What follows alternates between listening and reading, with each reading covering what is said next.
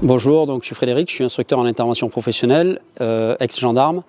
Aujourd'hui, j'enseigne au profit des personnels féminins suite à la journée qui a été mise en place par la Maison de protection des familles, des techniques d'autodéfense qui permettent justement en cas d'agression de se dégager de saisie à travers des phases de percussion, des techniques simples qui permettent aux gens donc de rompre le contact, de prendre la fuite, d'alerter, de partir vers les forces étatiques et reprendre en fait une bouffée d'oxygène pour se sentir en sécurité. Voilà.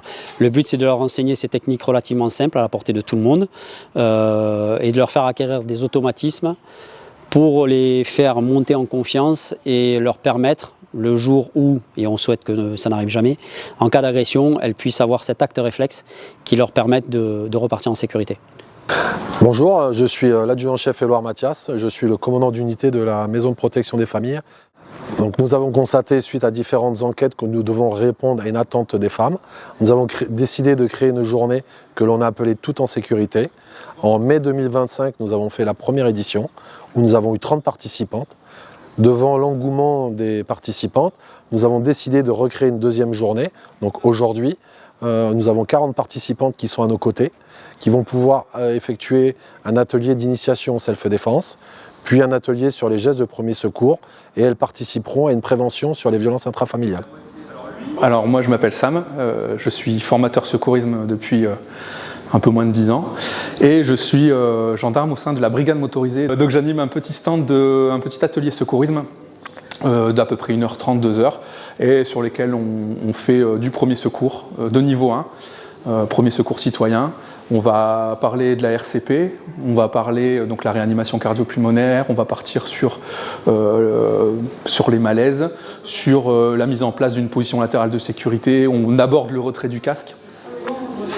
Plein de domaines variés, l'hémorragie, la mise en place du défibrillateur, jusqu'à utiliser une couverture de survie.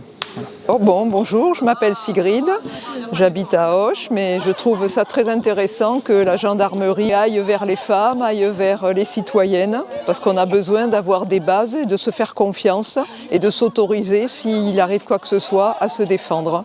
Je m'appelle Sandra. Jusqu'à la base, j'étais intéressée par rapport à la partie self-défense, pour être libre de faire les activités que j'ai envie de faire, même si je suis toute seule, et de me sentir plutôt en sécurité et d'être préparée à une situation et pour essayer d'y faire face avec les moyens que j'ai.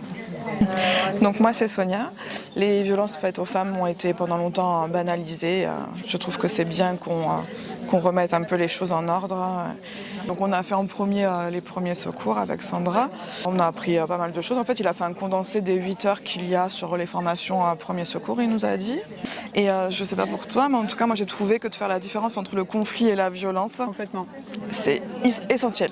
Ah et ouais. on ne nous l'apprend pas, donc très très intéressant. Quand on met le doigt sur la différence, on se dit mais oui, mais bien sûr. Mais c'est tellement, il faut le pointer du doigt pour l'avoir en tête tellement.